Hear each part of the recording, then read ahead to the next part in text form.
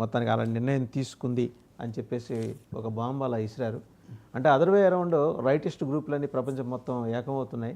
ఒకటే మాట అనుకొని రెండు వేరు మూడు వేరు ప్లాట్ఫామ్స్ మాట్లాడుతుంటే అనిపించట్లేదా?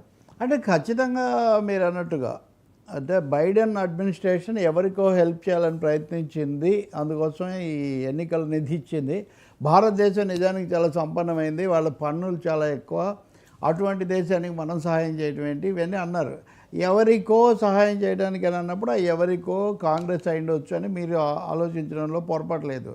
కానీ ఇక్కడ రైటిస్ట్ గ్రూపులుగా తీసుకుంటే నిస్సందేహంగా ట్రంప్, మోదీ ఇద్దరు కూడా రైట్ ఆఫ్ ది రైట్ మామూలు రైటిస్టులు కాదు, ఎక్స్ట్రీమ్ రైటిస్టులు. ఇప్పుడు ప్రపంచంలో ఫార్ రైట్ అంటుంది, ఫార్ రైట్కు వీళ్ళు ప్రతినిధులు.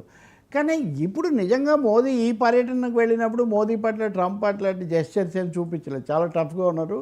అది సెకండ్ పార్ట్. కానీ మీరన్నది తీసుకుంటే కనుక హౌడీ మోడీ అని అమెరికాకు పిలిచి చాలా హడావుడి చేసి మోదీ అధికారంలోకి వస్తే బాగుంటుంది అన్నటువంటి కాంక్షను బాహాటంగానే ట్రంప్ వ్యక్తం చేశాడు. కాబట్టి certainly is helping the other side. ఇది అమెరికా ఎన్నికల్లోనే వ్లాదిమిర్ పుతిన్ ట్రంప్కు సహాయం చేశాడని బైడెన్ అది వరకు చెప్పాడు.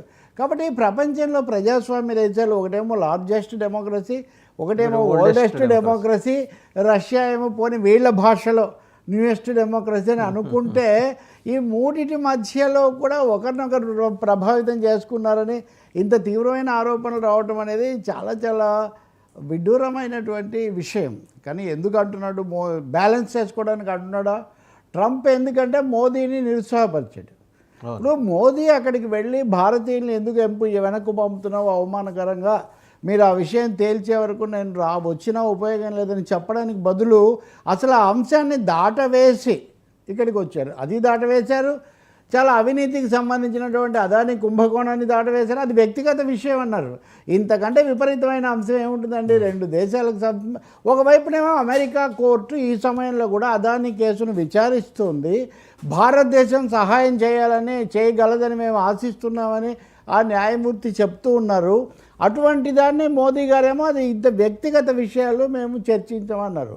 కాబట్టి ఇంకా ఈ విషయానికి వస్తే విదేశాలకు అక్రమంగా వస్తున్న వాళ్ళ పట్ల భారతదేశం కఠినంగా ఉంటుంది అన్న మాట కూడా చెప్పారు. ఈ విధంగా చూస్తే కారణం ఏదైనా అమెరికాతో ట్రంప్తో స్నేహాన్ని కాపాడుకోవడం ముఖ్యం అనుకోవడం వల్ల కావచ్చు, నరేంద్ర మోదీ ఆ అంశానికి ప్రాధాన్యత ఇవ్వలేదు. కానీ ట్రంప్ మటుకు చాలా టఫ్గానే ఉన్నాడు. He acted very tough. మీరు కంపారిటివ్గా చూస్తే వాసుదేవ్ గారు మెక్సికో అధ్యక్షురాలు క్లాడా ఆమె ఈరోజే ఎందుకు why should anybody be afraid of Trump అని ఒక ప్రకటన చేసింది. మెక్సికో పక్కనే ఉంటుంది. చాలా why should one be afraid Mexican president and Donald Trump's threats అనమాట. అంటే మెక్సికోకు ఉన్నటువంటిది కూడా ఇండియాకి ఎందుకు లేకపోయింది అనేది భారతీయులు కొంత నిరుత్సాహం కలిగించేటటువంటి విషయమే. టారిఫ్ల విషయంలో కొంత మోదీ దౌత్యంగా సెట్ చేశారు, సమానంగా ఇచ్చిపుచ్చుకునే విధంగా రెసిప్రోకల్గా ఉండాలనే వరకు సాధించారు అని చెప్పారు. దీని మీద శశి థరూర్ కాంగ్రెస్ నాయకుడు ఆయన ఉబ్బిపోయి మోదీ భలే చేశాడని చెప్తే అదొక సమస్యగా ఉంది. కానీ ఇప్పుడు ట్రంప్ ఏమంటున్నాడు? నో గోయింగ్ బ్యాక్, ఈ విషయంలో మేము వెనక్కి పోయేది లేదు అని ఆయన చాలా చెప్తున్నాడు. కాబట్టి ఆయన వెనక్కి వెళ్ళకపోయినా ముందుకు వెళ్ళకపోయినా ఆయనకు వచ్చే నష్టం లాభం రెండు ఏం లేదు, ఆయనకేం లేదు. లాస్ట్ టైం ఆయనకి మన బిజినెస్ 3% మటుకే అంతవరకు నిజం. దాన్ని $500 కోట్ల పెంచాలనేది కూడా ఒక నిర్ణయం అక్కడ. కాబట్టి అది సమస్య కాదు. కానీ ట్రంప్ను భారతదేశం తరఫున గట్టిగా ఈ విషయం అడిగి ఉంటే భారతీయులకు ఉపశమనం లభించుంటుంది. మెక్సికోకున్న పార్టీ కూడా లేకపోయింది. పక్కనే ఉన్న పైగా గల్ఫ్ ఆఫ్ మెక్సికోను గల్ఫ్ ఆఫ్ అమెరికా అని పేరు పెట్టి అసలు బిగ్గెస్ట్ హెడేక్ మెక్సికోనే కదా అమెరికాకు. ఆమెకు వాళ్ళు కూడా చర్చలు జరుపుతున్నారు. ఇప్పుడు భారతదేశం అమెరికాతో చర్చించకూడదు ఎందుకంటే ఇలా అనగానే కొంతమంది రెచ్చిపోయి మీరంతా అది సమస్య కాదు. చర్చలు సంప్రదింపులు ఎప్పుడు జరగాలి.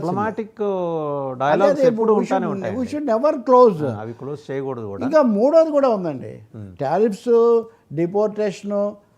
మూడోది ఇందాకటి అన్కైండ్ రిమార్క్సే కాకుండా టెస్లా వాళ్ళు మేము వచ్చి ఇండియాలో కంపెనీ పెడతాము 4,500 కోట్ల పెట్టుబడితో ఎలాన్ మస్క్. పోనీ మస్క్ అనేవాడు చాలా ముఖ్యుడు ట్రంప్కు, దాదాపు ఈజ్ రన్నింగ్ ది షో.